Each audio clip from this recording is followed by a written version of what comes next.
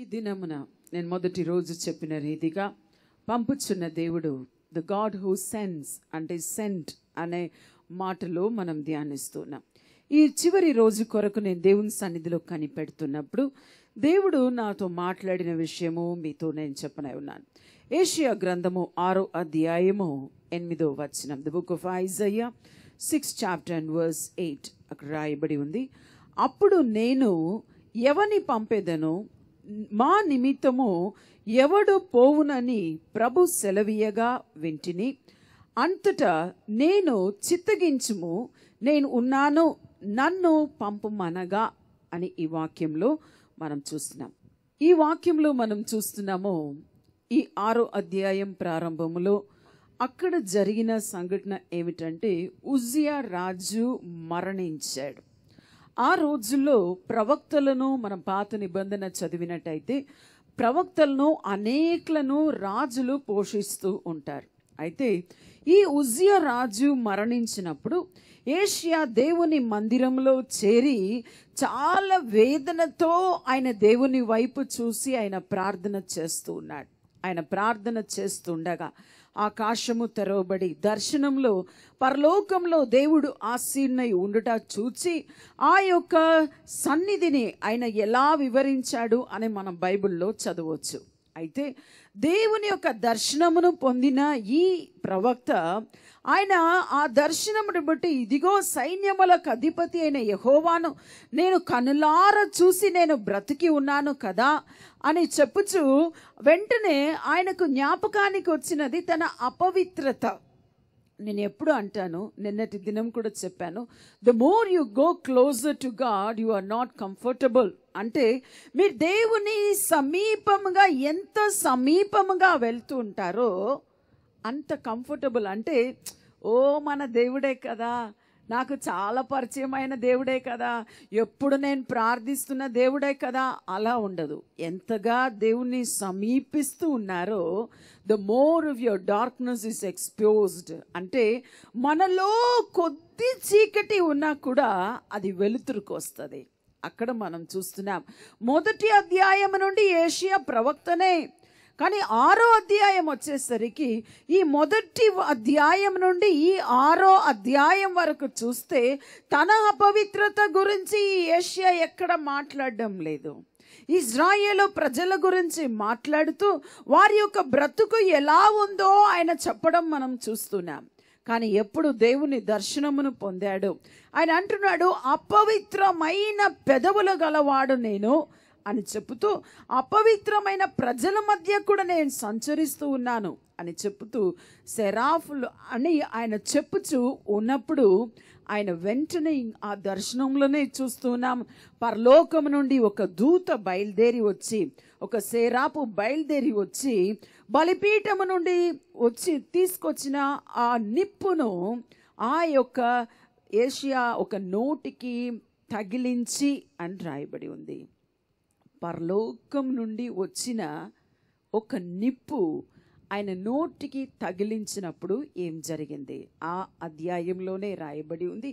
ఇది నా పెదవులకు తగిలెను గనుక నా పాపమునకు ప్రయాశ్చితమాయెను, నీ దోషము తొలగిపోయినని అనెను. అంటే దూత అంటున్నాడు, దూత చెప్పుచున్న మాట. ఈరోజు ఇది ధ్యానించుచున్నప్పుడు నేను చాలా ఆలోచించాను. ఇప్పుడు మనం చూస్తే వెంటనే ఇది ఆయన తర్వాతనే మనం చూస్తున్నాం. వెంటనే పరలోకము నుండి దేవుని స్వరము వినబడుతుంది. ఆయన అడుగుచున్నాడు, అప్పుడు నేను ఎవరిని పంపేదను? దేవుడు అడుగుతున్నాడు, ఎవరిని నేను పంపాలి? ఎవరు మా నిమిత్తం అంటే మా నిమిత్తం అంటే పరలోక నిమిత్తము ఎవరు వెళ్ళి నేను చెప్పబోయే మాట ప్రభు సెలవీయగా వింటిని అని అంటున్నాడు. అయితే వెంటనే ఈయన అంటున్నాడు, ప్రభువా నన్ను పంపుము, సెంట్ మీ లార్డ్ ఆయన అంటున్నాడు. ప్రభువా నేనున్నాను, నన్ను పంపుమనగా అని రాయబడి ఉంది.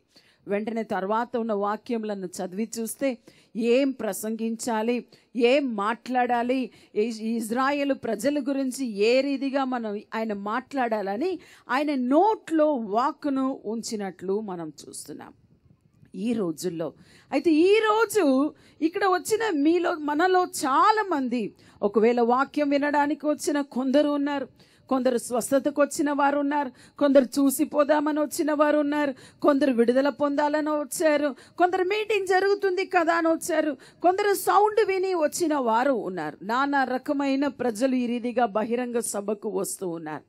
అయితే ఈరోజు ఒకవేళ నా ప్రసంగాన్ని వింటున్న మీరు ఏమనుకోవచ్చు, పిలువబడిన వారండి, వారు ప్రసంగిస్తూ ఉన్నారు, సువార్తను ప్రసంగిస్తూ ఉన్నారు అని మీరు చెప్పవచ్చు. అయితే మీరేమనుకుంటున్నారు, ఈ సువార్తను ప్రసంగించడం సిస్టర్ ప్రీతా జడ్సన్ లేదా బ్రదర్ జడ్సన్ అబ్రహాం బాధ్యత, లేదంటే కొందరు దైవజనులు మనతో ఉన్నారు వారి బాధ్యత అని ఒకవేళ ఒక్కొక్కరు మనం చెప్పుచున్నామేమో. కానీ ఈ అధ్యాయంలో మనం చూసినట్లయితే ప్రభు నాతో చెప్పిన విషయము, పాత నిబంధనలో పరలోకం నుండి తీసుకొని వచ్చిన ఒక నిప్పు just a charcoal, burning piece of an చార్కోల్ను ఆ యొక్క మంట ఆయనను పవిత్రపరిచినప్పుడు, ఈరోజు మనల్ని పవిత్రపరచడము ఒక బుగ్గ కాదు, నిప్పు కాదు, ఏమిటండి? మనం ఈరోజు నీతిమంతులుగా ఇక్కడ ఉన్నామంటే, ఇక్కడ తణుకులో ఇక్కడ వచ్చి 3 రోజులుగా వస్తున్న ప్రజలు ఎవరినో కొందరిని, అన్యులను, దేవుని ఎరుగని వారిని మీరు తీసుకొచ్చారేమో. అది కూడా మీరు స్వార్థ వినండి అని తీసుకొని వచ్చి ఉండరు. ఎలా చెప్పి ఉంటారు, రండి స్వస్థత జరుగుతుంది, మంచి పని చేశారు, విడుదల జరుగుతుంది, అద్భుతాలు జరుగుతుంది, మీరు అలాగే చెప్పి తీసుకొచ్చి ఉంటారు. కానీ ఈరోజు ఒకవేళ ఇక్కడ ఉన్న దేవుని వాక్యంని ఇంతకు ముందే విని రక్షణను పొందిన మీరు, నేను, మన అందరూ మనము నీతిమంతులుగా తీర్చబడినాం.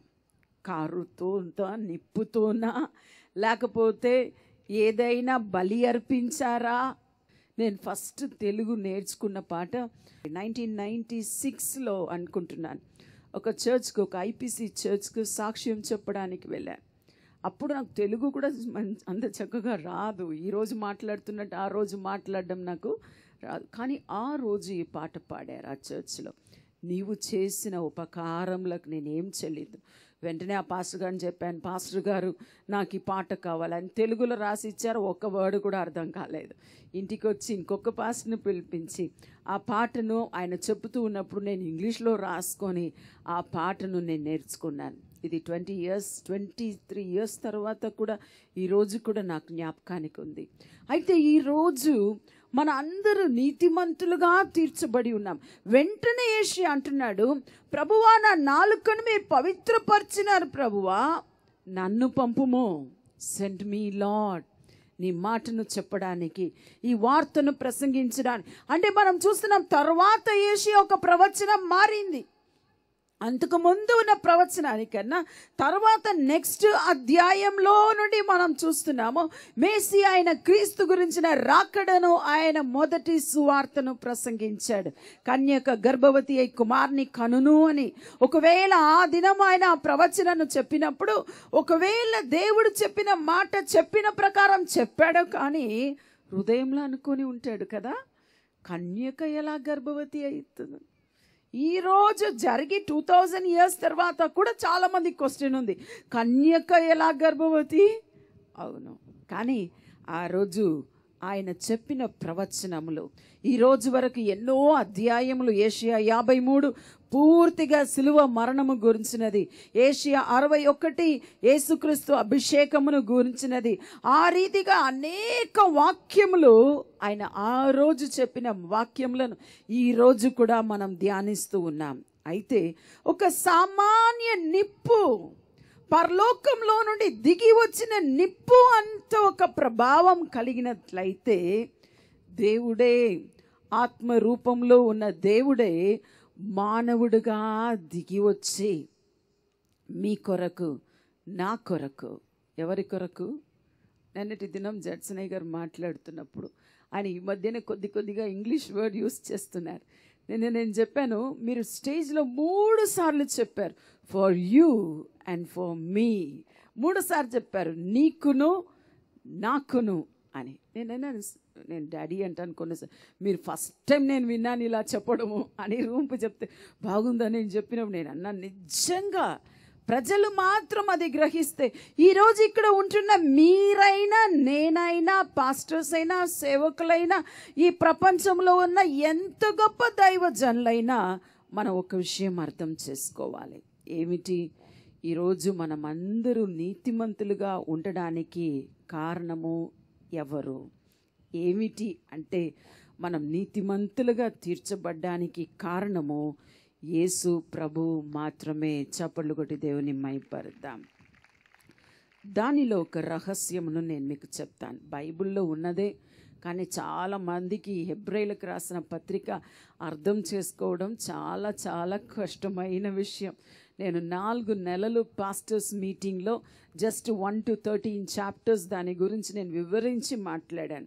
ఇక్కడ హెబ్రేయులకు రాసిన పత్రికలో ఒక మాట ఉంది, ఎందుకు మనము ఈ ఒక దేవునికి మనం కృతజ్ఞత చెల్లించాలి. ఇప్పుడు చూడండి, పడిపోయిన వారిలో 2 తరము. మానవ జాతి పడిపోవడానికి ముందు పరలోకంలో, ఈరోజు నేను చదివిన రీతిగా పరలోకంలో కోట్ల కొలది దూతలు ఉన్నారు, కోట్ల కొలది. ఈరోజు వర్షిప్లో, ఈరోజు ఎన్నెన్నో ఎవరు చెప్పారు, మనము ఇక్కడే సువార్త, కానీ పరలోకంలో పోతే సువార్త లేదు, ఎప్పుడూ స్తుతి ఆరాధన మాత్రమే. అక్కడ పరలోకంలో ఉన్న 100% దూతల్లో ఒక భాగం, 1/3 ఆఫ్ ద ఏంజల్స్, 3 ఒక్క భాగం దూతలు లూసిఫర్ను వెంబడించి వారి హృదయంలో వారు పాపం చేసి వారు పడిపోయారు. పడిపోవడం అంటే వారి పరలోకం నుండి త్రోసివేయబడ్డారు. The fallen angels. Fallen angels అంటే పరలోకంలో 3%లో 1% దూతలు పరలోకం కోల్పోయింది. అదే సమయంలో భూమి మీద నరుని దేవుడు సృష్టించినప్పుడు, ఇప్పుడు చెప్తున్నాను, ఆరాధించడానికి సృష్టించలేదండి. మంచిగా వినండి. He did not create man, Adam and Eve to worship God. అంటే పరలోకంలో ఏదో ఆరాధన తక్కువ ఉందని మానవులను సృష్టించలేదు, కానీ తన రూపంలో, తన స్వభావంలో, తన మాదిరిగా సృష్టిస్తే, ఇప్పుడు నా రూపంలో ఎవరు ఉంటారండి? కొందరు మా పిల్లలను చూడంగానే ఫస్ట్ ఏం చూస్తారో తెలుసా? బ్రదర్ లాగా ఉన్నారా, సిస్టర్ లాగా ఉన్నారా? ఎవరి రూపం? నా పెద్ద కూతురు నాలాగా ఉంటుంది, సో మేము బ్రదర్ అంటారు.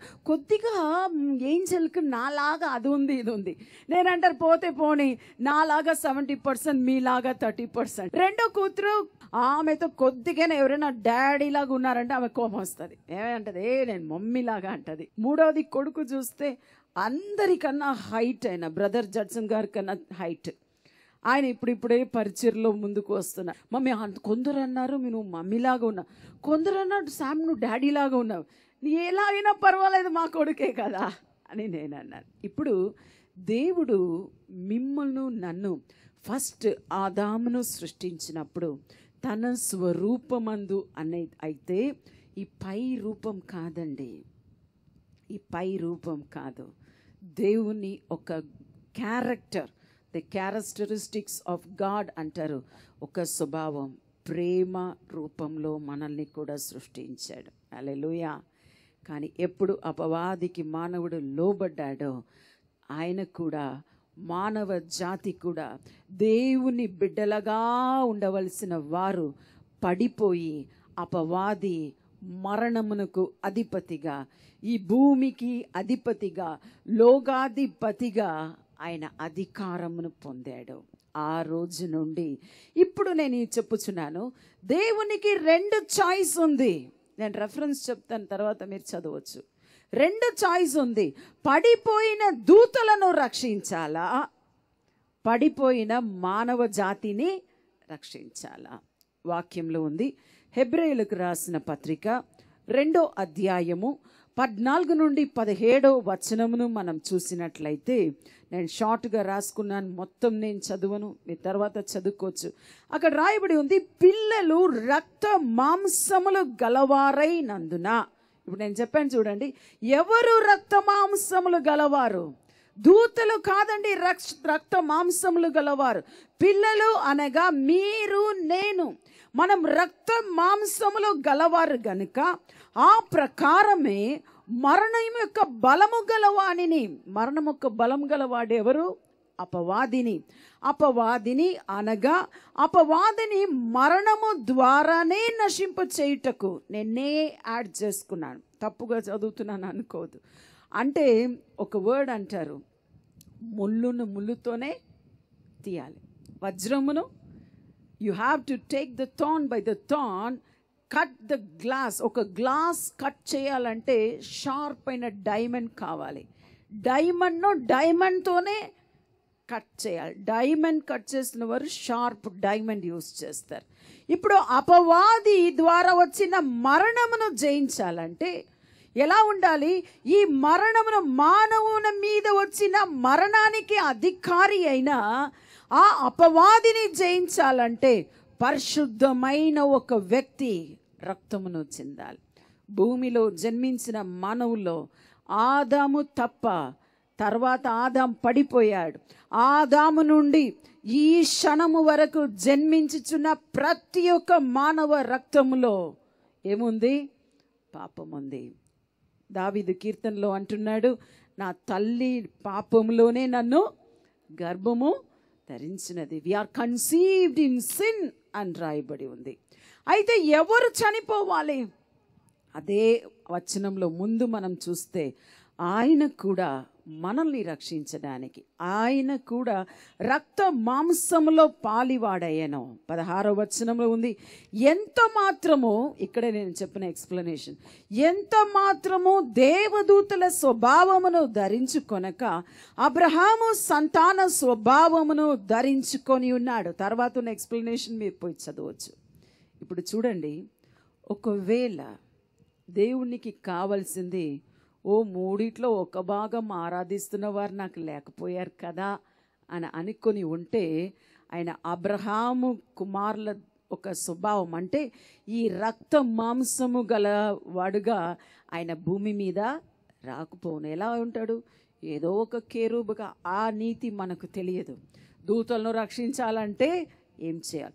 దూతల కొరకు, మంచిగా వినండి, దూతల కొరకే నరకమును దేవుడు సిద్ధపరచాడే కానీ మీ కొరకు, నా కొరకు కాదండి. హల్లెలూయా. చప్పులు కొట్టి దేవుని స్తుతించండి. చాలా మందికి నరకం గురించిన భయం. భయపడవలసిన భయము మంచిదే, కానీ మీరు ఆ నరకం నుండి తప్పించబడాలంటే ఒకటే ఒక మార్గం ఉంది. ఒకటే ఒక మార్గం. యేసు ఎప్పుడు భూమి మీద దిగి వచ్చి మానవ రీతిగా, మీరు అడగవచ్చు, ఎందుకు చిన్నపిల్లవాడుగా ఉన్నప్పుడే బలి అర్పించవచ్చు కదా? ప్రధాన యాజకుని నియమం ఏమిటంటే, ఒక గొర్రెపిల్ల ఏడాది గొర్రెపిల్లగా ఉండాలి. ఒక ప్రధాన యాజకుడు పరిచర్య చేయాలంటే కనీసం ఆయనకు 30 వయస్సు దాటి ఉండాలి. సో ప్రధాన యాజకుని ధర్మము, ఒక మానవ పాపము నిమిత్తం ప్రధాన యాజకుడే బలి అర్పించాలని ధర్మశాస్త్రం చెబుతుంది కనుక ఒక ప్రధాన యాజకుడుగా 30 ఏళ్ళ వరకు ఆయన కనిపెట్టాడు. పరిశుద్ధాత్మ చేత అభిషేకించబడ్డాడు. 3.5 సంవత్సరములు ఆయన భూమి మీద సంచరించి, యెరూషలేం ప్రాంతంలో మాత్రం, అదంతా చాలా రహస్యం, అవన్నీ ఇప్పుడు బహిరంగ సభలు అవసరం లేదు, అయితే సంచరించి సువార్తను ప్రసంగించాడు. ఏ సువార్త అండి? పరలోక రాజ్యం సమీపంగా ఉంది అని మాత్రమే ప్రసంగించాడు. కానీ ఈరోజు నేను చెప్పుచున్న సువార్తను యేసు ప్రసంగించలేదు. ఎందుకు తెలుసా? ఆ రోజు ఆయన మరణమును నుండి పునరుద్ధానం వరకు ఆయన ఏం చేయబడలేదు? రక్తంను కార్చలేదు గనక భూమి మీద సువార్త అనేది ప్రసంగించబడలేదు. అయితే ఈరోజు మనము ఎలా రక్షించబడుచున్నాం? వాక్యంలో రాయబడిన రీతిగా 1 యోహానులో రాయబడి ఉంది. 1వ అధ్యాయము 8 నుండి 10 వరకు రాయబడి ఉంది. మనము పాపము లేని వారమని చెప్పుకొనిన ఎడల మనలను మనమే మోసపుచ్చుకుందాము, మరియు మనలో సత్యం ఉండదు. ఈరోజు మీరు అడగొచ్చు, వాక్యంలో ఇంకొక వాక్యం ఉంది, సత్యంను ఎరుగుదురు, సత్యం మిమ్మల్ని స్వతంత్రులుగా ఏంటండి సత్యం అంటే? చాలామంది అంటారు యేసుక్రీస్తువే సత్యం. కరెక్టే. ఒకరోజు వ్యభిచారమందు పట్టబడిన ఒక స్త్రీని యేసు ఎద్దకు తీసుకొచ్చారు. పరిసయ్యులు, శాస్త్రులు, ధర్మశాస్త్ర ప్రకారం వారు అంటున్నారు, ప్రభువా, ఈ రీతిగా వ్యభిచారములో పట్టబడిన స్త్రీ, ఇంగ్లీష్లో అంటారు caught red handed in the act, ఇదిగో మేము ఏ సాక్ష్యం, ఇదిగో మేమందరూ సాక్ష్యం మేము చూసినాం, ఈ స్త్రీని రాళ్ళు రువ్వి చంపాలని ధర్మశాస్త్రం చెబుతుంది. మీరేమంటున్నారు? నేను మొన్నటి దినం చెప్పాను, యేసు భూమి మీద మొదటి రాకడలో ఎవరి మీద తీర్పు తీర్చడానికి ఆయన రాలేదు, అందరికి విడుదల ఇవ్వడానికి, కరుణ కృపను చూపించడానికి ఆయన వచ్చాడు. కృప సత్యము యేసు ద్వారా వచ్చిందని వాక్యంలో ఉంది. అయితే యేసు ఎదుట నిలబడి అందరి చేతుల్లో రాళ్ళు ఉంది. ఎందుకు తెలుసా? త్వరగా ఎప్పుడు ఈ యేసు ఆమెను చంపమంటే, ఇదిగో కనికరం లేదు యేసయ్యకు, ఇన్ని రోజుల ఏమేమో చేశాడు, ఇప్పుడు రాళ్ళు రువి చంపమని ఆయన చెప్పాడని ఆయన మీద నేరం మోపొచ్చు. రెండోదిగా ఆ స్త్రీ మీద వారు తీర్పు తీర్చడానికి సిద్ధంగా ఉన్నారు. యేసు ఏం చెప్పకుండా ఉన్నప్పుడు వారు మరలా అడుగుతున్నారు. అప్పుడు యేసు ఏమంటున్నారు? మీలో ఎవరిలో పాపం లేదో మీరు మొదటి రాయి వేయండి. ఎవరు రాయి వేశారు? పరిసయ్యులు వేశారా? సదుకయ్యులు వేశారా? పెద్దలు అని రాయబడింది. వయసు మాత్రం కాదండి. ఆ రోజుల్లో పెద్దలు అని చెప్పాలంటే సమాజ మందిరంలో ఇంకా చాలా ర్యాంక్స్ అంటారు, వారినే పెద్దలు అంటారు. సో పెద్దలు ఎవరైనా రాయి వేశారా? వాక్యంలో రాయబడి ఉంది, పెద్దలు మొదలుకొని చిన్నవారు వరకు కూడా వారి వెళుచున్నప్పుడు వారి రాయిని మోసుకొని వెళ్ళలేదు. అందరూ రాయిని అక్కడ పడవేసి, ఎందుకు? మనస్సాక్షి చేత గద్దింపబడిన వారై అని ఉంది. They were guilty in their conscious.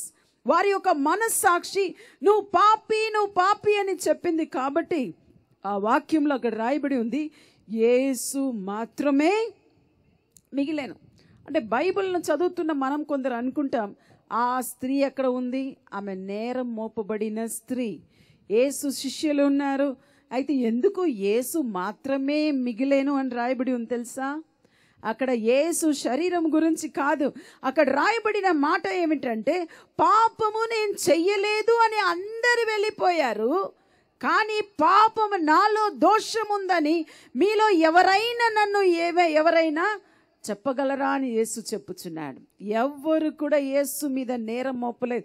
యేసు హృదయంలో మనస్సాక్షిలో కూడా పాపం ఉందని తన రక్తంలో కానీ, తన జన్మములో కానీ, తన జీవితంలో కానీ నాలో పాపము లేదు అని సత్యమును ఎరిగిన ఒకే వ్యక్తి, ఆ సత్య స్వరూపి అయిన యేసయ్య మాత్రమే. చప్పట్లు కొట్టి దేవుని మహింపరుద్దాం. ఆ యేసు మాత్రమే మిగిలెను. ఇప్పుడు నేను చెప్పుచున్నాను, సత్యం ఏమిటి? మనం ఎవరైనా నాలో పాపము లేదు అని చెప్తే ఆ వాక్యంలో ఉంది ఏమని? మనమందరూ అబద్ధికులమని. ఒకవేళ యేసు రక్తం చేత కడుగబడి ఈరోజు నీతిమంతులుగా ఉన్న మీరు, నేను, ఆయన రక్తమును బట్టి మనం ఏం చెప్పొచ్చు? నేను నీతిమంతురాలుగా ఉన్నాను. యేసయ్య రక్తమును బట్టి, ఆయన పరిశుద్ధాత్మ అభిషేకమును బట్టి ఈరోజు రోజున మనం పరిశుద్ధతలో, మనము మహిమలో నుండి మహిమలోనికి మనం ఏం చేయబడుతున్నాం? మార్చబడుచున్నాం. అందుకే ఇక్కడ రాయబడి ఉంది. అంటే సత్యం ఏమిటి? ఆ రోజుకి ఈరోజు తేడా నేను చెప్తాను. ఆ రోజు అందరూ వారి మనస్సాక్షి చేత గద్దింపబడి అలాగే తిరిగి వెళ్ళారు. ఈరోజు నేను ఈ ప్రసంగం చేస్తూ మీ అందరి మీద నేరం మోపడానికి కాదు, మీరందరూ మనస్సాక్షిలోనే పాపి అని గ్రహించి ఇక్కడి నుండి వెళ్ళిపోవుటకు కాదు. ఎవరెవరు ఇదిగా మీరు గ్రహించుచున్నారో, ఎవరెవరు మనస్సాక్షి మిమ్మల్ని మీరు పాపి అని చెప్పుచున్నదో మనం ఏం చేయాలి? దాన్ని ఒప్పుకోవాలంట. అందుకే అక్కడ రాయబడి ఉంది, మన పాపములను మనం ఒప్పుకొనిన ఎడల ఆయన నమ్మదగిన వాడును నీతిమంతుడును గనుక ఆయన మన పాపములను క్షమించి సమస్త దుర్నీతి నుండి మనల్ని పవిత్రులుగా చేయను. హల్లెలూయా. ఇప్పుడు చూడండి, ఎవరు డాక్టర్ దగ్గరికి వెళ్తారు? ఎవరు వెళ్తారు? రోగులే వెళ్తారు కదా. వెళ్తున్నప్పుడే వారు ఏం సూచిస్తున్నారు? We need help. ఏం కావాలి? మాకు సహాయం కావాలి, స్వస్థతకు మాకు సహాయం కావాలి. ఇప్పుడు మేమున్న హోటల్లో రోజు నేను లెఫ్ట్ ఎక్కడానికి వచ్చినప్పుడు ఒక ఎల్లో కలర్ బ్లాక్లో రాయబడింది ఉంది, if you need help of ambulance call this number, if you need police help call this. Help కావాలంటే ఇది అంబులెన్స్ నంబర్, మీకు పోలీస్ సహాయం కావాలంటే ఈ నంబర్. ఈరోజు ప్రతి దానికి టోల్ ఫ్రీ నంబర్ ఉంది. మీకు ఏదైనా హెల్ప్ కావాలంటే టోల్ ఫ్రీ నంబర్. ప్రతి దానికి మనం ఏం వింటున్నాం? మాకు హెల్ప్ కావాలి, మాకు సహాయం కావాలి. కానీ పాప ప్రాయశ్చితం కావాలంటే పరలోకం నుండి ఏ నిప్పు దిగి రాదండి. పరలోకం నుండి మనం పిలవలసిన ఒకటే ఒక నంబర్. ఏం తెలుసా? నంబర్ కాదండి, పేరు. ఆ నామం యేసు. హల్లెలూయా. యేసు అని నేను ఒకరోజు క్రిస్మస్ మీటింగ్ కొరకు, క్రిస్మస్ మీకు తెలుసు డిసెంబర్ 1వ తారీఖు నుండి నాకు 29th వరకు క్రిస్మసే. రోజు కేక్ కటింగ్, రోజు సెమీ క్రిస్మస్, ఆ క్రిస్మస్, ఈ క్రిస్మస్, స్త్రీల క్రిస్మస్. ఒకరోజు క్రిస్మస్ కొరకు కనిపెడుతూ నిజంగా నాకు ప్రిపేర్ అవ్వడానికి ఇష్టం లేదు. నేను అన్నాను, ప్రభు ఎన్ని వందల క్రిస్మస్ మీటింగ్ ఏం మాట్లాడాలి? అదే మరియా గురించి, అదే సడన్గా యేసు అనే నామం గురించి మాట్లాడమని ప్రభు అన్నాడు. నేనన్నా యేసు అనే నామంలో ఉంది, యేసు అనే నామము రక్షకుడు అని అర్థము. యేసు అనే నామం. ప్రభు అన్నాడు, చదివి చూడు. నేను ఎప్పుడు ఫస్ట్ తమిళ్ బైబిల్ చదువుతాను, సో తమిళ్ బైబిల్ చదివాను, దాంతోపాటు ఇంగ్లీష్ బైబిల్ చదువుతాను. ఈ రెండు చదివాను. రెండులో కూడా రాయబడి యేసు என்ற நாமத்திற்கு రక్షகர் என்று అర్థం అని ఉంది తమిళ్లో. ఇంగ్లీష్లో కూడా చదివాను. సడన్గా పరిశుద్ధాత్ముడు, రీడ్ ద తెలుగు బైబుల్. నేను అన్నాను, what is so peculiar in the Telugu Bible lord? I preach so many times. నేను ఎన్నోసార్లు మాట్లాడాను తెలుగు బైబిల్ అని.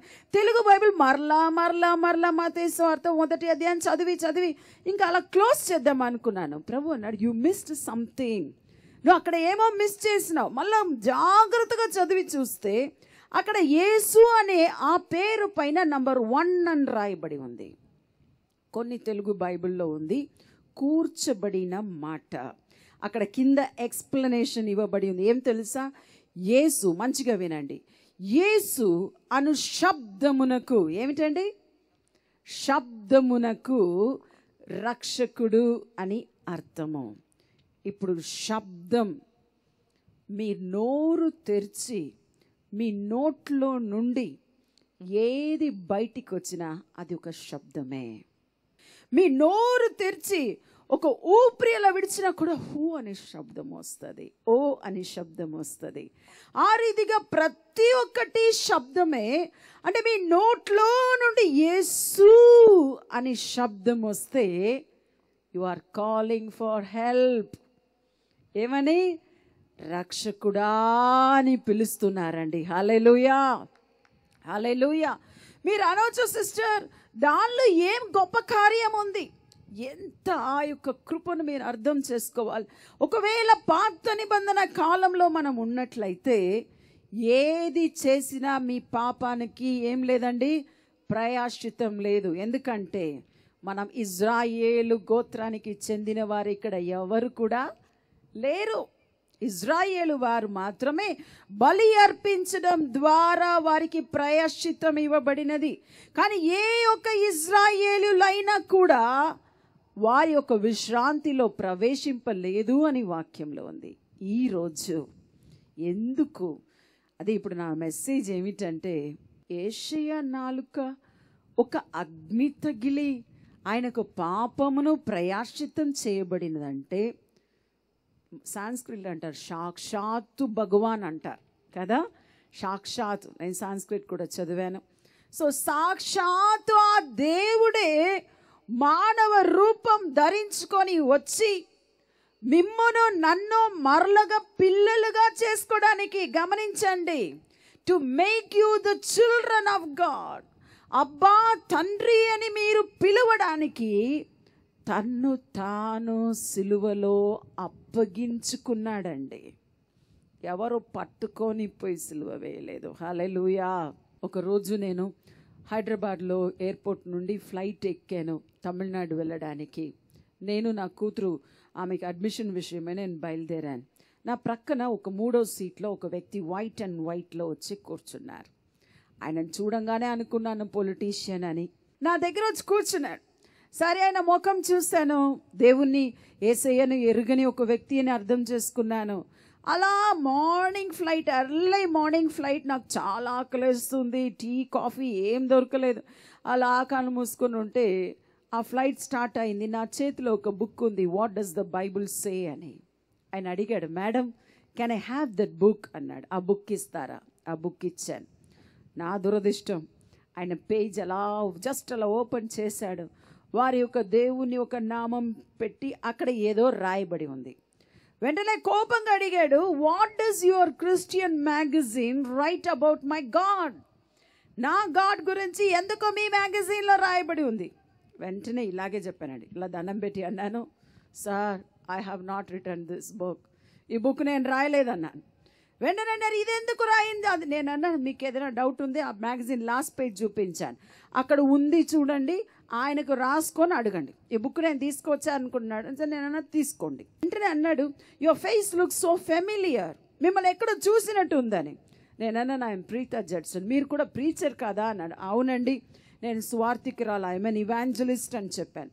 వెంటనే ఆయన ఆ పేరును చెప్పి ఆయన అన్నాడు, మీ యేసుక్రీస్తు భూమి మీద వచ్చి, ఆయన అన్నాడు ఇంగ్లీష్లో, దయచేసి నేను తెలుగులో చెప్తున్నాను, your Jesus Christ came only 2000 years back. మీ దేవుడు ఈ భూమికి వచ్చి 2000 సంవత్సరమే అయింది. కానీ ఇక్కడ రాయబడిన ఈ నామం గలవాడు హీ వాజ్ ఇన్ బీసీ అని. నేను అన్నాను, just full pronounce AD and BC అన్నాను. ఏడి అంటే ఏమిటి, బీసీ అంటే ఏమిటి అని అడిగాను. ఆయన అన్నాడు, before Christ is BC, after death of Jesus is AD. నేను అన్నాను, నోట్ దట్ పాయింట్ మిస్టర్ అని చెప్తున్నాను. యేసు జన్మించడానికి ముందు ఏముంది, మీరు కూడా చెప్పండి, ఏముంది? బీసీ ఉందండి, బీజే కాదు, బిఫోర్ జీసస్ అని కాదు, బిఫోర్ క్రైస్ట్, జీసస్ క్రైస్ట్. నేను అన్నాను, మీరు చెప్పుచున్నప్పుడే జీసస్ క్రైస్ట్ అని ఒక మాట చెప్పారు కదా అన్నాను. అయితే అవును అన్నాడు. నేను అన్నాను, యేసు మానవ రూపం ధరించుకొని యేసు అనే శబ్దముతో, యేసు అనే నామముతో జన్మించి 2000 సంవత్సరం మాత్రమే అయింది, అది నాకు కూడా తెలుసండి. కానీ తర్వాత క్రైస్ట్ అని ఉంది చూడండి. నేను అన్నాను, నేను ప్రీతా జడ్సన్, నేను ప్రీత మాత్రమే, కానీ నాతో కలిసి ఉన్న నామం ఉంది చూడండి, ఆయన ఎవరిది? జడ్సన్ అనేది ఎవరు? అది ఇంకొక వ్యక్తిది. నేను అన్నాను, the body form of Jesus is Jesus, but godliness అంటే ఆయన నివాసం చేసిన దేవుని పేరు క్రీస్తు. ఈ క్రీస్తు జన్మించలేదు, కానీ ఆయన యుగ యుగములు ఈ భూమికి పునాది వేయబడక మునుపే, ఈ లైట్ ఇయర్స్ ప్రారంభించడానికి మునుపే ఆది అందు వాక్యం ఉండెను. ఇప్పుడు నేను చెప్పాను, ప్రతి శబ్దము భూమి మీద రావడానికి ముందు యెహోవైన దేవుడు నోట్లో నుండి శబ్దం వచ్చిందంటే సమస్తము ఆయన ద్వారా సృజించబడెను. ఆయన పేరేమిటి? క్రీస్తు అండి. చప్పట్లు కొట్టి దేవుని మహిమపరుద్దాం. నేను అన్నాను, క్రీస్తుగా ఉన్న ఆ దేవుడు, ఆయనకు అనేక నామములు. యెహోవా అని మీరు చెప్పవచ్చు, వాక్యం అని చెప్పవచ్చు. వాక్యం ఎక్కడి నుండి వచ్చిందంటే క్రీస్తు నుండి వచ్చింది. ఆ క్రీస్తువే శరీర రూపమును ధరించుకుంది. వెంటనే అన్నాడు, ఈ అవతారం ఎందుకు? నేనన్నాను, వెంటనే ఆయన చెప్పిన మాట చెప్పాను, మీరు చెప్పుచున్న ఈ అవతారమంతా కూడా మానవ అవతారం, మానవులకు జన్మించారు. కానీ మరియ కన్యక గర్భములో ఒక పురుషుని ప్రభావం లేకుండా ఒక స్త్రీ గర్భవతి అవ్వడం అసాధ్యం. ఇది ఎలా సాధ్యమైతే అయిందంటే ఆ వాక్యము, ఆ శబ్దము ద్వారా ఈ భూమి అంతా సృజించబడినప్పుడు కన్యక గర్భములో ఒక శిశువు ఉత్పత్తి అవ్వడం. ఇంకా సైంటిఫిక్గా ఇక్కడ డాక్టర్స్ ఉండవచ్చు, మీరు మెడికల్గా మీరు గూగుల్లో పోయి మీరు చదివి చూడవచ్చు, ఎన్సైక్లోపీడియా చూడవచ్చు. అకార్డింగ్ టు ద మెడికల్, ఇప్పుడే మెడికల్లో ఇది తెలిసిందండి, రీసెర్చ్లో. అంటే యేసు యొక్క జన్మము గురించి రీసెర్చ్ చేస్తే ఒక తల్లి గర్భంలో ఈరోజు చాలామంది, కొన్ని సంవత్సరాల క్రితం ఒక పెద్ద చర్చ వచ్చింది. ఏమిటంటే కోడిగుడ్డు వెజిటేరియన్ అని. ఎంతమందికి తెలుసు? కోడిగుడ్డు వెజిటేరియన్ ఎందుకు తెలుసా? అది గుడ్డుగా ఉన్నప్పుడు దానిలో రక్తము లేదు, మాంసము లేదు, కాబట్టి అది వెజిటేరియన్ అన్నారు చాలామంది. నాకు తెలిసి చాలామంది తినకూడదని వారు కూడా ఈరోజు తింటున్నారు. Oh sister, it's nothing, it's vegetarian. నేను అన్నాను, కన్యక గర్భంలో ఉన్న ఆ యొక్క ఎగ్ ఈజ్ ఎ వెజిటేరియన్. కానీ అక్కడ జరిగింది ఏమిటంటే దేవుని శక్తి ఆమె మీద వచ్చినప్పుడు ఆమె గర్భవతి అయింది అని. వెంటనే ఇది ఎలా సాధ్యమని వాదిస్తున్న కొందరు మతవాదులు ఉన్నారు. వారికి నేను చెప్పుచున్నాను, మీరు కూడా చెప్పవచ్చు. రేపు మిమ్మల్ని అడిగితే ఒక కోడి గుడ్డుకు ఆ తల్లికి ఏ సంబంధం? ఆ తల్లిలో ఉన్న ఆ యొక్క తల్లి కోడిలో, తండ్రి కోడిలో ఉన్న ఆ వేడి నాన్ వెజ్ వెజిటేరియన్గా ఉన్న ఆ గుడ్డుకు వేడి వలన జీవం కలిగించగలిగితే, సాక్షాత్తు సూర్యుణ్ణి, చంద్రుణ్ణి, అన్నిటినీ సృజించిన ఆ దేవుడు ఒక కన్యక గర్భంలో ఉన్న ఆ గుడ్డుకు జీవం ఇవ్వలేడా? చాపళ్ళు కొట్టి దేవుని మహింపరుద్దాం. నేను అన్నాను, శబ్దము, యేసు శబ్దము శరీరంగా వచ్చి, నేను అన్నాను, ఆయనతో అన్నాను, మానవ అన్ని బుక్లో ఉంది, అన్ని మతాలు ఇదే చెప్పుచున్నది, రక్తము లేకుండా సాంస్క్రిట్లో ఉంది. పాప పరిష్కారం అనేది ఎక్కడ జరుగును? పరిశుద్ధ రక్తం. నేను అన్నాను, అది జరగడానికి సార్ ఈ యొక్క క్రైస్ట్ అంటున్న ఈ దేవుడు తను తాను తగ్గించుకొని ఒక కన్యక గర్భంలో జన్మించి, వెంటనే అన్నారు తల్లి గర్భంలో, తల్లి రక్తంలో ఉంది కదా. నేను అన్నాను, పోయి చూడండి గూగుల్లో పోయి, ఎప్పుడు ఒక కడుపులో ఉన్న తల్లికి శిశువుకు, అంటే సామాన్యంగా తెలుగులో కూడా చెప్పి నేను విని ఉన్నాను, తల్లికి బిడ్డకు ఉన్న సంబంధము ఏమిటి? బొట్టు సంబంధం అంటారు. The only connection between the mother and the child is an umbilical card connection అంటారు. ఎందుకు తెలుసా? రక్తము బిడ్డకు పోవడానికి కాదండి, ఆ యొక్క దాని ద్వారా పోవడం ఏమిటి తెలుసా? తల్లి తింటున్న ఆహారము మాత్రమే, జీర్ణమైన ఆహారం మాత్రమే. అకార్డింగ్ టు మెడికల్ సైన్స్, ఎప్పుడైనా తల్లి యొక్క రక్తము కడుపులో ఉన్న బిడ్డ రక్తంతో చేరితే ఆ బిడ్డ చనిపోతుందండి, వెంటనే చనిపోతుంది. నేను అన్నాను, తల్లి యొక్క రక్తం ఎంత మాత్రమో బిడ్డ రక్తంలో చేరలేదు కనుక తల్లి నుండి కానీ మానవ ప్రభావము కానీ లేక జన్మించిన ఒకే మానవుడు, మీరు ఎవరితోనైనా చెప్పవచ్చు, ఒకే మానవుడు ఈ భూమి మీద యేసుక్రీస్తు మాత్రమేనండి. హల్లెలూయా, హల్లెలూయా. అయితే ఈరోజు సత్యం ఏం తెలుసా? ఈ లోకంలో మీరు ఎంత పుణ్యం చేయొచ్చు, ఎంతగా మీరు ఉపవాసము చేయొచ్చు, దాన ధర్మం చేయొచ్చు, మీరు ఎంత నిష్ఠూరంగా కఠినమైన ఏంటి యాగము చేసినా కూడా పాపమును పరిష్కారం చేయడానికి ఈ భూమి మీద ఇవ్వబడిన ఒకే నామము యేసు మాత్రమే. హల్లెలూయా. అయితే అయితే కొందరు అంటారు, ఓ మనం అలా ఫాస్టింగ్ చేయాలండి, ఇలా ఫాస్టింగ్ చేయాలండి, అప్పుడేనండి మనం నీతిమంతులుగా. అలా చేసి ఉంటే నేను జమ్మూ కాశ్మీర్లో కూడా వాక్య పరిచర్య చేసి ఉన్నాను. అక్కడ ఉన్నారండి మీకన్నా లోకం అంతా మర్చిపోయి ఒక్క కాల్లో నిలబడి తల క్రింద నిలబడి ఉపవాసం చేస్తున్న వాళ్ళందరూ ఉన్నారు. వాళ్ళు మీకన్నా ముందు పరలోక రాజ్యం చేరుతారు. కానీ ఈరోజు మనం అంతా అవన్నీ ఎందుకు చేస్తున్నాం తెలుసా? యేసయ్య నా కొరకు రక్తమును చిందించాడు. ఇప్పుడు ఈ ప్రసంగం అంతా ఎందుకు సిస్టర్ అంటున్నారా? ఆయన నా కొరకు మాత్రమే చనిపోయాడా? మీ కొరకు చనిపోలేదా? అయితే ఇది ఎవరి బాధ్యత? చివరిగా ఈ వాక్యం నేను చెప్పి ముగిస్తాను. వాక్యంలో రాయబడి ఉంది, 1 కొరింథీ పత్రిక 9వ అధ్యాయము 16వ వచనంలో ఉంది, నేను సువార్తను ప్రకటించుచున్నాను, నాకు అతిశయ కారణము లేదు. సువార్తను ప్రకటింపవలసిన భారము నా మీద మోపబడి ఉన్నది. అయ్యో, నేను సువార్తను ప్రకటింపకపోయిన ఎడల నాకు శ్రమ అని రాయబడింది. తమిళ్లో ఉంది, సువిశేషத்தை நான் ప్రసంగియాదిరుందాల్ ఎనకు అయ్యో.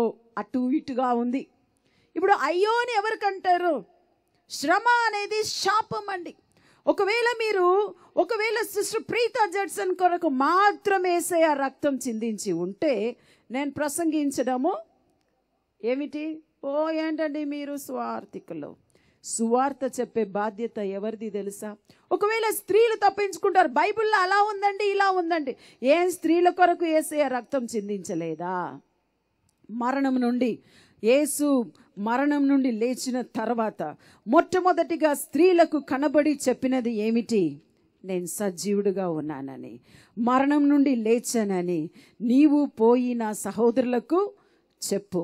వాక్యంలో రాయబడి ఉంది, 1 కొరింథీ పత్రిక 15వ అధ్యాయము 14వ వచనంలో ఉంది, క్రీస్తు లేపబడి ఉండని ఎడల మేము చేయు ప్రకటన వ్యర్థమే, మీ విశ్వాసము వ్యర్థమే. యేసయ్య కానీ దూతలు కానీ సమాధిలో స్త్రీలను చూసి ఏమన్నారు?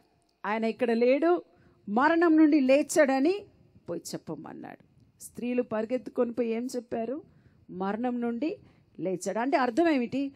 యేసు సజీవుడు అని చెప్పడమే సువార్త అండి. హల్లెలూయా. అది ఎవరి భారము? అపోస్తలులైన పౌలు భారం మాత్రం కాదు, ప్రీతా జడ్సన్ మాత్రం కాదు, హన్నా మాత్రం కాదు, విమల్ మాత్రం కాదు. అది ఎట్టి పరిస్థితిలో మన ప్రతి ఒక్కరి మీద ఉంచబడిన బాధ్యత, అది భారం. మీరు యేసు గురించి నా దేవుడు సజీవుడుగా ఉన్నాడని చెప్పడానికి ఒక బైబిల్ ట్రైనింగ్ అవసరం లేదు, దానికి వాతావరణము అనుకూలమంతా అవసరం లేదు. ఎట్టి పరిస్థితిలో కూడా ఒకవేళ నేను అంటాను, ఇక్కడ ఉన్న ఇన్ని వేల మంది అంటే పోయి మరి బైబిల్ పట్టుకొని పుల్పిట్లో నిలబడే చెప్పాలని అవసరం లేదు. సువార్తను చెప్పడానికి తప్పకుండా ఒక పుల్పిటే అవసరం లేదు. ఎక్కడ ప్రారంభించవచ్చు? ఓ సిస్టర్ నా పరిస్థితి అదండి ఇదండి అంటున్నారా? ఈరోజు ఒకవేళ విమల్ హన్నాను చూస్తే, వారు లాస్ట్ వీక్ వారు నాకు టెక్స్ట్ పెట్టింది, అన్న సిస్టర్ ఇలా విమల్ వారి ఒక సిస్టర్ చనిపోయారు. నేను అన్నాను, ఐ హ్యావ్ నో వర్డ్స్, మిమ్మల్ని ఓదార్చడానికి నాకేం మాట లేదు. ఒకవేళ వారు మీటింగ్ క్యాన్సిల్ చేసుకొని ఉండవచ్చు, కానీ ఎందుకు చేసుకోలేదు? ఇది వారికి మాత్రమే భారమా? ఈ పరిస్థితిలో కూడా మీరు చూశారు, వారు ఆనందించారు. నిజంగా నేను అది మర్చిపోయాను. ఈరోజు వారు మమ్మీని చూసినప్పుడు ఓదార్చడానికి కూడా మర్చిపోయాను. మీరు చెప్పవచ్చు, ఇది ఎవరి బాధ్యత? ఇప్పుడు నన్ను చూస్తున్నారు, నేను ఇప్పుడు వరకు ప్రపంచం అంతా పోయి దేవుని వాక్యంను నేను ప్రసంగించి ఉన్నాను. కాన్ఫరెన్సెస్లో, మీటింగ్స్లో, నెక్స్ట్ మంత్ కూడా యుఎస్ఏ వెళ్తున్నాను. దాదాపు 30-32 దేశాలు నేను తిరిగి సువార్తను, కొన్నిసారి ఒంటరిగా వెళ్తూ ఉంటాను, కొన్నిసారి బ్రదర్తో వెళ్తున్నాను. ఎందుకు వెళ్తున్నాను అనుకుంటున్నారు? మాకెవరో చాలా కొన్ని మీటింగ్స్లో ₹1 కానుక కూడా ఇవ్వకుండా మమ్మల్ని పంపించిన ఎంతో దైవజనులు ఉన్నారండి. ఇక్కడనూ ఉన్నారు, విదేశంలో అమెరికాలో కూడా ఉన్నారు. కానీ డబ్బు కోసం నేను సేవ చేయడం లేదు. ఎందుకు తెలుసా? నేను ఎలా ప్రారంభించానని మీకు చెప్తాను. యేసు సజీవుడని ఎప్పుడు చెప్పాను తెలుసా? 94 సంవత్సరం నాకు పుట్టిన రెండో కుమారుడు కూడా చనిపోయాడు. భయంకరమైన పరిస్థితిలో దాదాపు 1 నెల అంతా హాస్పిటల్లో అడ్మిట్ అయి 8వ నెల వచ్చినప్పుడు చక్కగా జన్మించిన ఆ కుమారుడు, 3వది ప్రసవం, 3వదిగా అంటే 2వ కుమారుడు చనిపోయాడు. ఈ వార్తను నాకు చెప్పలేదు. చాలామంది, కొందరికి సాక్ష్యం తెలుసు. చాలా చాలా చాలా కష్ట పరిస్థితిలో నన్ను బ్రతికించారు, కంటిన్యూస్ బ్లీడింగ్తో. తర్వాత నేను రెస్ట్ తీసుకోవడానికి ఆ బాబు నాకు కనీసం చూపించలేదు. నేను చాలా రోజు, దాదాపు 14 days హాస్పిటల్ అడ్మిట్ అయి ఉన్నాను. నా కుట్లు తీయడం కూడా 14th డేనే తీశారు. అంత హై బ్లడ్ షుగర్, 1000 వరకు బ్లడ్ షుగర్ పోయింది. కన్ను పోతుందన్నారు, కిడ్నీ ప్రాబ్లం వచ్చింది, చాలా ప్రాబ్లమ్స్ వచ్చింది. అయితే అటువంటి పరిస్థితిలో నన్ను తప్పకుండా 3 months రెస్ట్ తీసుకోవాలన్నారు. నా సొంత గ్రామానికి వెళ్ళిపోయినాను. ఇప్పుడు బ్రదర్ పోయిన అదే ఊరికి, తూతుకుడి దగ్గర. 3 months తర్వాత వచ్చాను. ఆ 3 నెలలు ఆ బాబును చూసిన వారందరూ నాతో ఇంకా నన్ను ఏడిపించడానికి, ఈరోజు అన్న చెప్పిన రీతిగా కొన్నిసార్లు నాకు నా బంధువులే శత్రువులు. ఎప్పుడు నేను ఏడుస్తానని చూడ్డానికే ఒక గుంపు ఉంటారు. అయితే వారందరూ, ఓ ఈమెకు బాబు మాత్రం ఎందుకు చనిపోతాడు అని చెప్పి నింద ఒక ప్రక్కన 3 కాన్పులు అయిపోయిన, ఇట్లా 2 బాబులు చనిపోయారు ఎందుకు అని సమస్య. అప్పుడు నేను అన్నాను, కనీసం బాబును చూపించలేదు, సమాధి స్థలమైనా చూపించండి.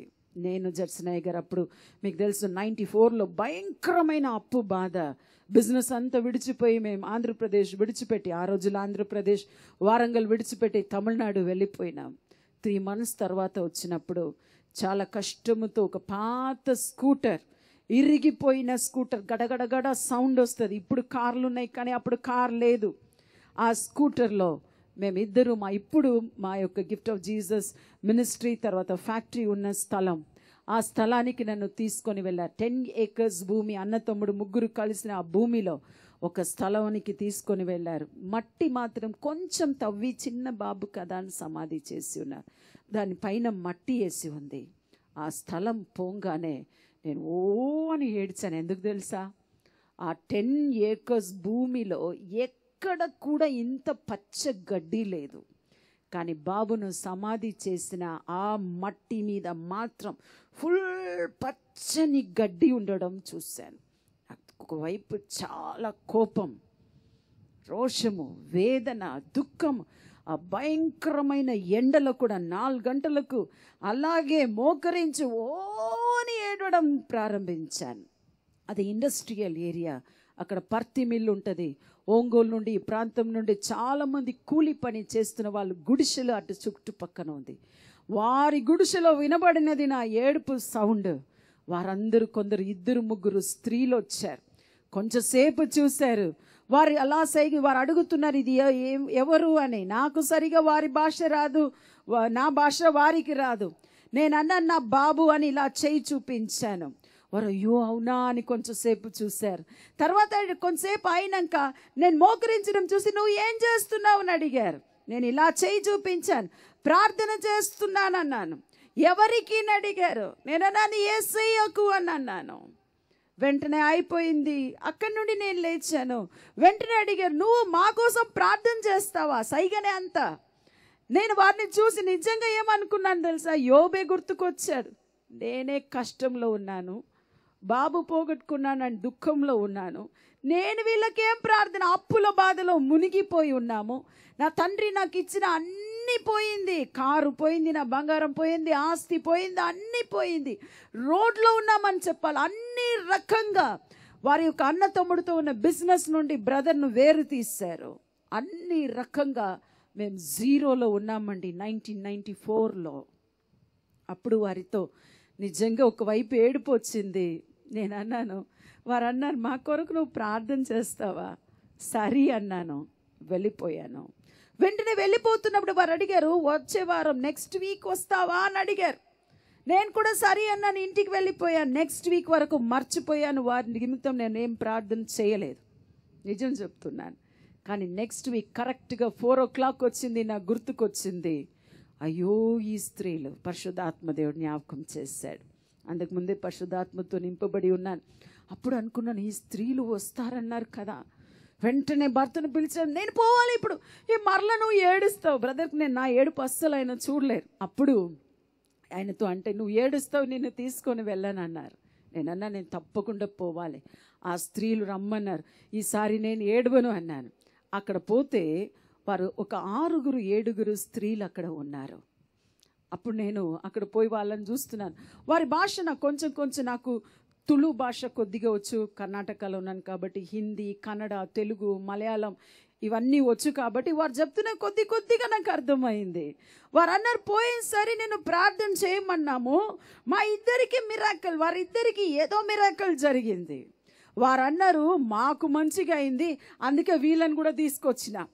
వారు అన్నారు, ఇప్పుడు మా అందరి గురించి నువ్వు ప్రార్థన చేస్తావా? అలా ప్రారంభమైన సేవ. ఎంతమంది? 2-3 లంబాడి ప్రజలతో ప్రారంభమైంది. నెక్స్ట్ కొద్దిగా తెలుగు నేర్చుకున్నాను. దేవుని సేవకు నేను అప్పుడు సమర్పించుకోలేదు. 96వ సంవత్సరం దేవుని కొరకు నన్ను సమర్పించుకున్నాను.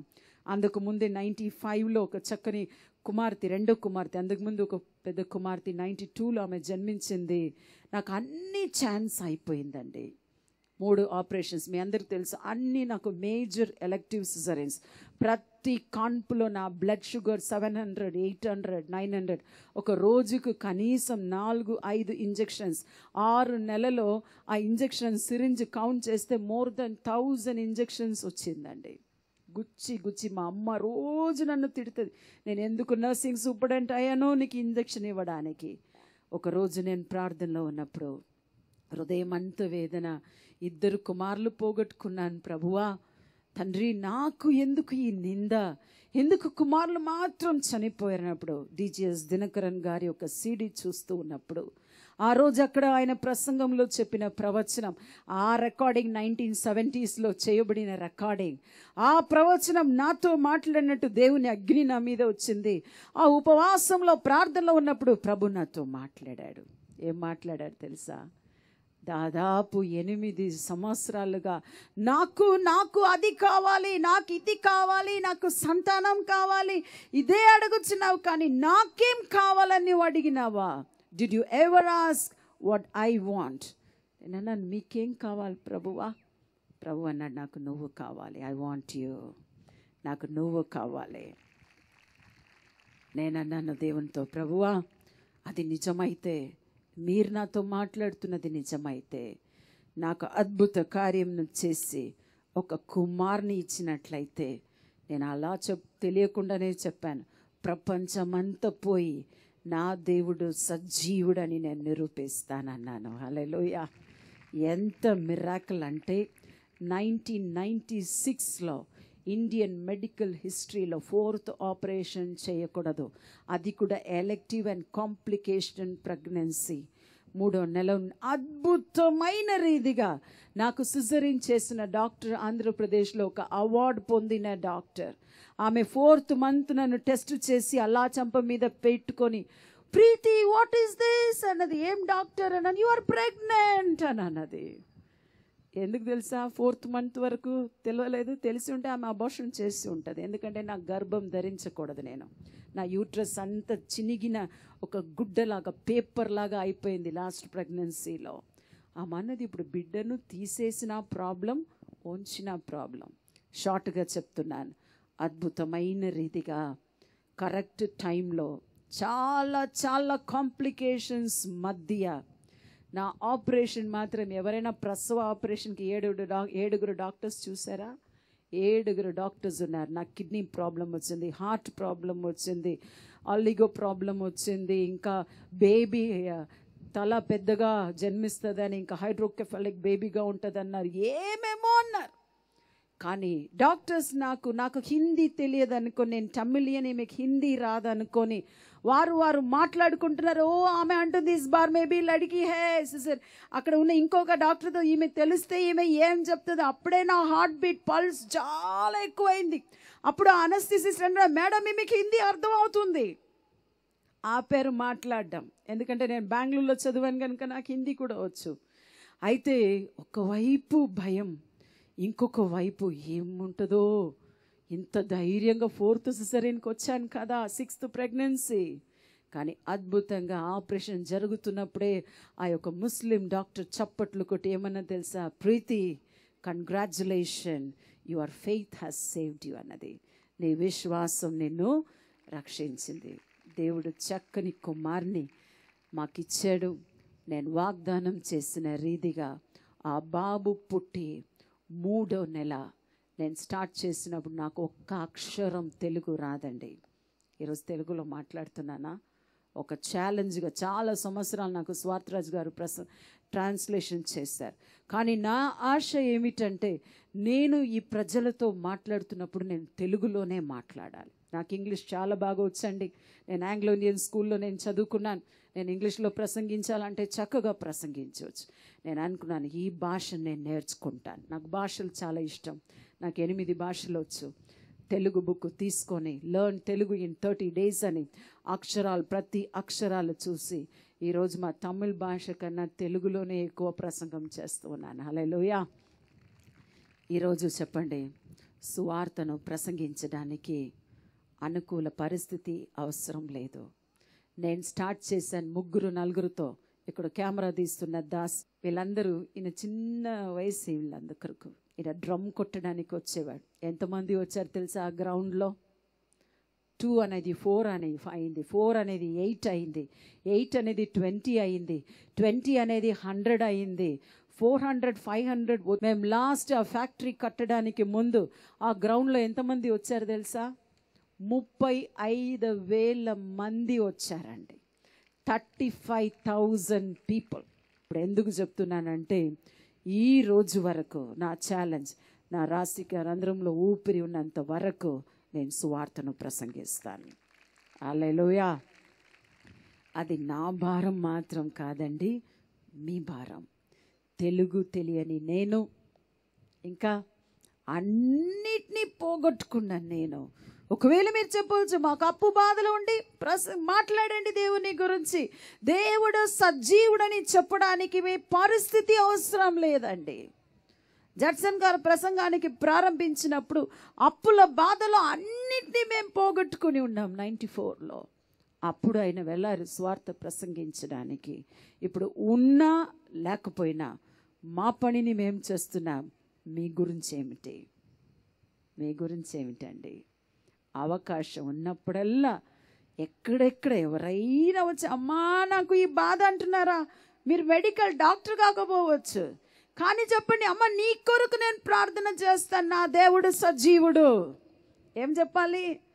నా దేవుడు సజీవుడు అని చెప్పి ప్రార్థన చేసి చూడండి, దేవుడు మీ ప్రార్థనను వింటారు. ఒక్క ఆత్మ అనేది 2 అవుతుంది.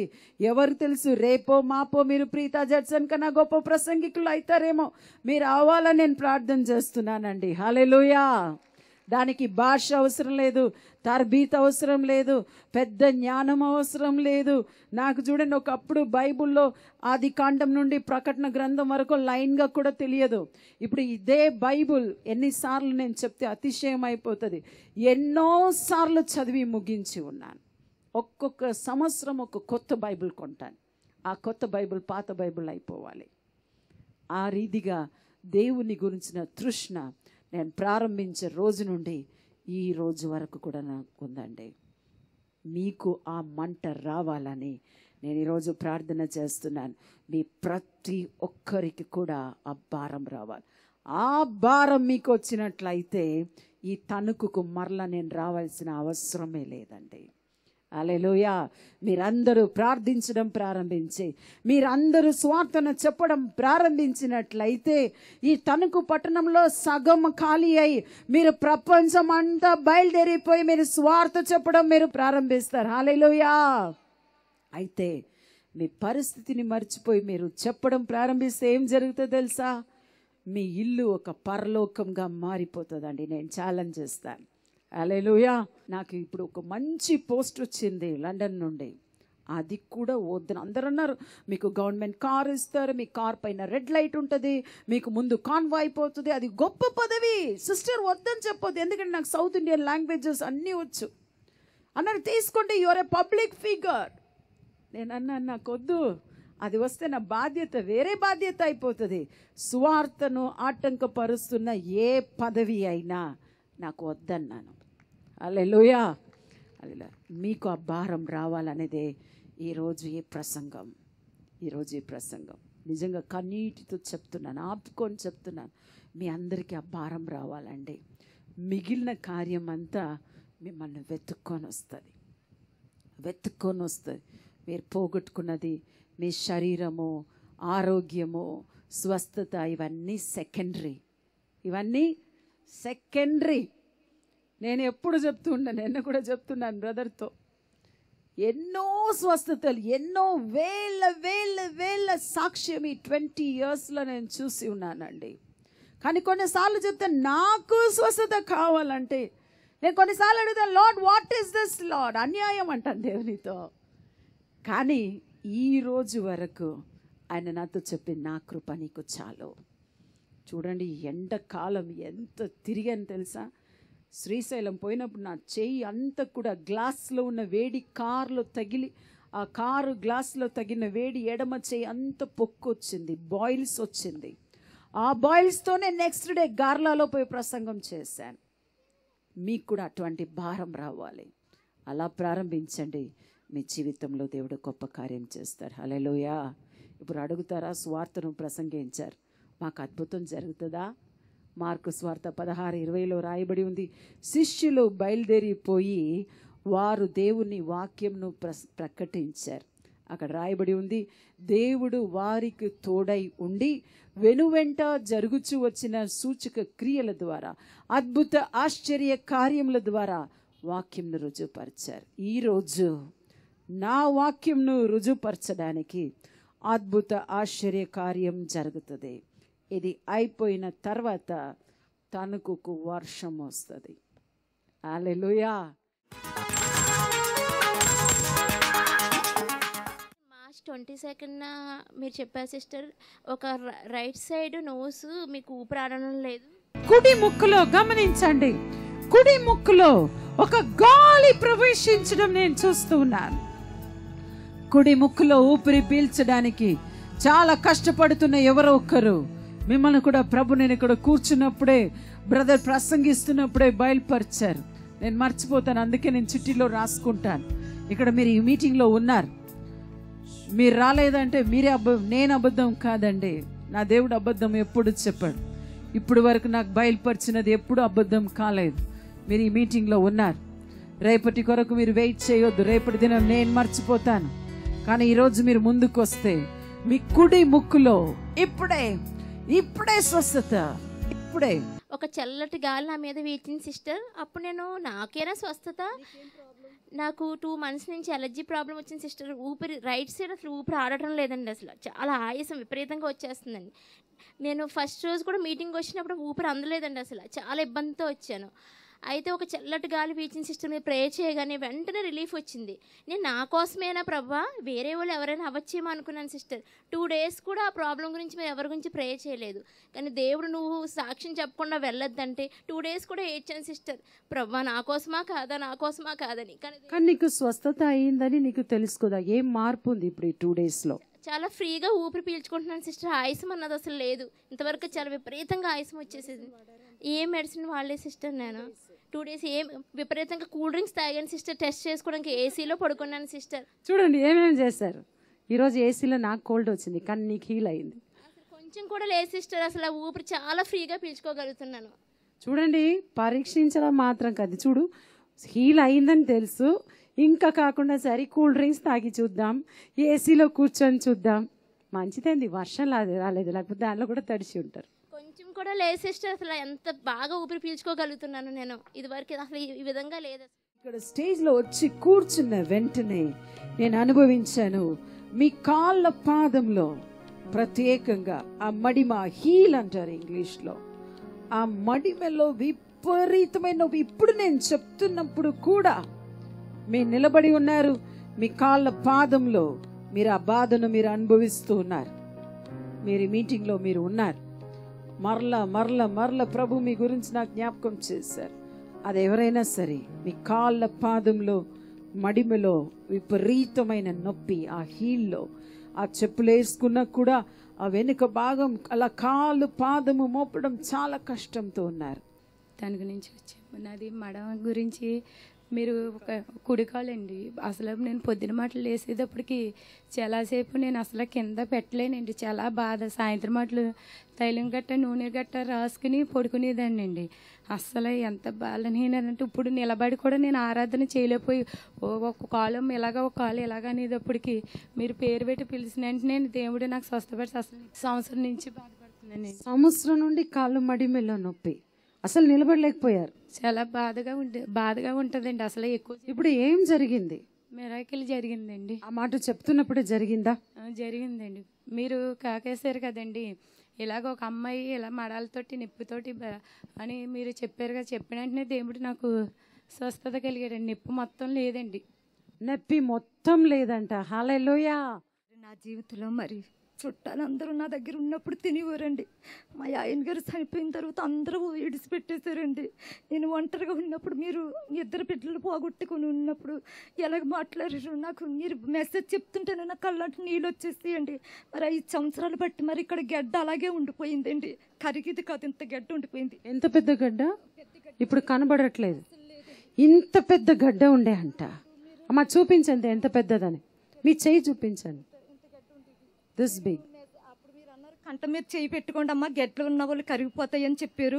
గొంతు లేదా గడ్డతో ఎవరో వచ్చారు, అక్కడ చెయ్యి ఉంచుకోండి. దేవుని బలమైన శక్తి మీ యొక్క గొంతు భాగమును తాకి ఇప్పుడే ఆ గడ్డ యేసు నామములో కరిగిపోవాలని ఆజ్ఞాపిస్తూ ఉన్నాను. మరి నేను కంట మీద చేయి పెట్టుకున్నప్పుడు నా మీద ఎంతో వెలుగు, పెద్ద వెలుగు, చీకటి నాలోంచి తొలగిపోయి పెద్ద వెలుగు మరి నా మీద నింపబడింది. గడ్డకు పరిపోయింది. నాకు ఎంతో బలపరిచిన వాక్యం మీరు చెప్పారండి. నేను యేసయ్యని తోడుగా తీసుకెళ్తున్నాను. మరి నాకు అద్భుతమైన స్వచ్ఛత ఏంటంటే నాకు బెడ్ రక్తకాణాలు పడిపోయి బెడ్ పడిపోయేదండి. నాకు ఎవ్వరు కూడా తీసుకెళ్ళలేదండి. ఇరుగు పొరుగే తీసుకెళ్లారండి. చుట్టాలన్న వాళ్ళు ఎవ్వరు కూడా రాలేదండి. అలాగే నా బెడ్లో ఇంటింటికి వెళ్ళి నాకు 2 మగ పిల్లలు, ఒక ఆడపిల్ల చూస్తే యాంటీక్యాప్ రండి, ఈ పాపకి కన్ను ఉండదు ఆ పాపకి. అయితే మరి ఇంటింటికి మా పిల్లలు వెళ్ళి సాయంత్రానికి ఆ హాస్పిటల్ తీసుకెళ్తేనే ఆ 2000 కడితేనే వాళ్ళు ఇండిషన్లు చేసేవారండి. మరి అలాగే మా పిల్లలు దండి చేసినప్పుడు నాకు చాలా ప్రేమతో వచ్చానండి. చాలా నొప్పితో వచ్చారు. నొప్పితో వచ్చానండి. ఊపిరి అంతేది కాదండి. మరి అంత ఫ్రీ అయిపోయిందండి. నాకు నా గుండెల్లోంచి ఆ గడ్డ కూడా కరిగిపోయింది. నా గుండెల్లోంచి ఏదో తీసి పాడేసినట్టు అనిపించేసిందండి. ఇప్పుడు తేలిగ్గా ఉందండి. 2 స్వస్థతలు ఆమెకు. అక్కడ గడ్డ, ఇక్కడ ప్రేయర్ చేస్తున్నప్పుడే ప్రభు చూపించాడు గడ్డ ఉందని. ఆ గడ్డ కరిగిపోయింది. మీ యొక్క ఛాతీలో ఉన్న బలహీనము తొలగిపోయిందండి. ఇప్పుడు ఏ భారం లేదండి. ఒక రాయ పెట్టినట్టుగా ఉండేదండి. బరువుగా వచ్చానండి. నేను అసలు ఏమీ లేదండి. ఎన్న పట్టుకుంటే లాగేసిదండి. అలా పట్టుకొని ఇచ్చేది కదా, నిప్పండి. మొదటి రోజు పిలిచారండి, కుడి చెయ్యి రెక్క బాతోటి వచ్చారని మీరు పిలిచారండి. నేను ఇంకా ఉన్నారనేసి నేను రాలేదండి. ఇంకా బాగా పరిచయించుకున్నానండి. అసలు లేదండి, నొప్పి లేదండి. అసలు ఇంకా అసలు ఏది లేదండి, నొప్పి తగ్గిపోయిందండి. 3 రోజులు అయిందండి. అసలే ఆ నొప్పి తిరిగి రాలేదు. మా అమ్మ ఒక మెడికల్ సూపరింట్ అండి. ఆమె ఏమంట తెలుసా? ఇల్యూజన్ అండ్ హాల్యూసినేషన్ అంటది. అంటే అది భ్రమ. Doctor you know about it right? అవి అంటది అప్పుడప్పుడు ఉజ్జీవంలో అందరు చెప్పేస్తే నెక్స్ట్ రోజు అడుగు ఉండదు అంటది. అమ్మ ఇది ఎన్నో రోజు? 3 రోజు అండి. I like it. అసలు లేదండి. ఇంకా అవునండి, 3 రోజు అండి. నొప్పి లేదండి. మీరు కుడి చెయ్యని పిలిస్తారండి. ఇప్పుడు గుర్తుందమ్మా నీ ముఖం చూసి. చప్పలు కొట్టి దేవుని మహింపరుద్దాం. మడంలో బాధ అండి. అసలు ఒక 2-3 నెలల నుంచి అండి ఎంత పని చేసుకుని తిరగలేకపోతున్నానండి. ఆ బాధ. కుడి కాలు అయితే ఒకసారి నరవ నొప్పి ఇరిగిందండి. ఆ బాధ కన్నా ఈ మడం కాలు బాధ అసలు ఎక్కువైపోయి అసలు తిరగలేకపోయేదానండి. అలాంటిది అమ్మగారు ప్రార్థన చేస్తున్నప్పుడు అక్కడే వెంటనే స్వస్థత వచ్చింది.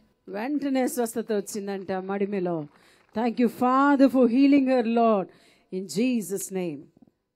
నడుములో ఎక్కడ? ఈ భాగంలో కిడ్నీ దగ్గర. మీకేం సమస్య? అది నడుము పోటేనండి. అప్పుడే 5-6 ఏళ్ళు బట్టి ఉంటుంది. ఇప్పుడు ఇక్కడ నుంచి నాకు కూడా బాగా పొడిసినట్టుగా గుద్దినట్టుగా అనిపించిందండి. ఇప్పుడు ఛానల్ నుంచి ఉందండి. అది అలా తగ్గుతుందో వస్తుంది. ఇవాళ మాత్రం మీరు చెప్పారు కదా కిడ్నీలో బాధ, నడుము పోటు అని చెప్పి పైకి రమ్మన్నారు కదా. వచ్చాక ఏమీ అనిపించలేదు. ఏమీ లేదు, ఏం లేదంట. ప్రభు ఏమిటి స్వస్థపరిచారు. తగ్గిందండి. 3 రోజు ముందు రోజును ఫస్ట్ రోజు ప్రేయర్ చేస్తానా నిన్ననా? ఫస్ట్ రోజు ప్రేయర్ చేస్తే కాలు కింద, మడమ కింద, మోకాళ్ళకి మధ్యలో ఉందని చెప్పి తగ్గింది. ఈ రోజైతే అసలు కూర్చునేదాన్ని కాదు, ఈ ఎముకలు అరిగిపోయి అసలు కూర్చోలేకపోయిందండి అండి.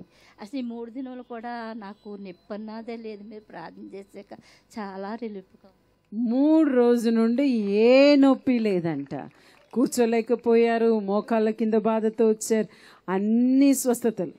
ఎంతో స్వస్థపరిచాడమ్మా నన్ను. దేవునికి స్తోత్రం. Thank you father for healing her. నాకు మొదటి రోజండి విపరీతమైన గుండెల్లో నొప్పితో, విపరీతమైన సమస్యలతో, బాధలతో వచ్చానండి నేను. 2 రోజులు అయిపోయింది, ఇప్పుడు ఎలా ఉంది మీకు? ఇప్పుడు బాగుందండి, ఏ కష్టము లేదండి. 3 రోజులుగా ఆ నిమిషం నుండి ఈ నిమిషం వరకు, ఆ నిమిషం నుండి ఈ నిమిషం వరకు నాకు నొప్పి కూడా లేదండి, ఆరోగ్యంగా మీ ముఖం కూడా చూడండి, ఫస్ట్ రోజు చూసినందుకు ఇప్పుడు మీరు ఎంతో బాగున్నారు. నాకు వచ్చినప్పుడు మా ఇంటి దగ్గర నుంచి ఆటోకి నడవాలంటే 1 కిలోమీటర్ పైనే ఉంటుంది. అయితే నాకు విపరీతంగా నాకు మడం దగ్గర చాలా పెయిన్ వస్తుంది బయలుదేరి నుంచి.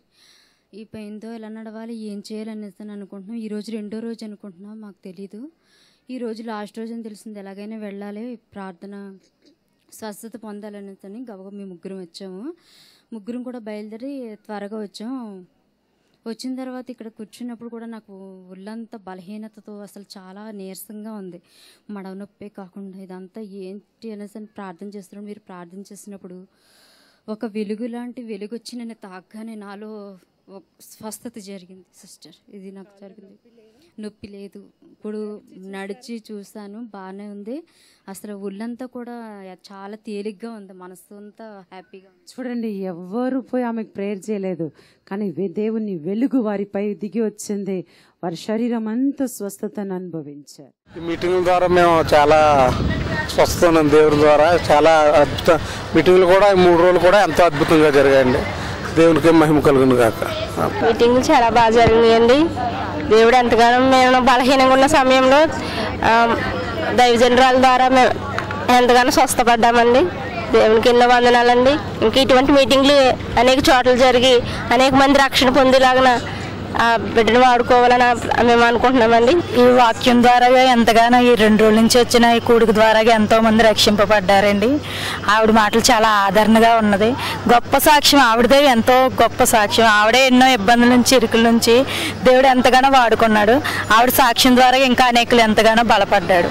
ఈ 3 డేస్ మీటింగ్ వల్ల మేము ఎంతగానో బలపడ్డామండి. ఆవిడ చెప్పిన మెసేజ్ ద్వారా మా హృదయాలకు ఎంతగానో హత్తుకుందండి. మరి ఈ మెసేజ్ ద్వారా కూడా మేము మారడానికి ఎంతగానో సహాయం చేశారు. ఆవిడ మాటల వల్ల కూడా మాకు ఎంతగానో బలపరచబడ్డాయండి.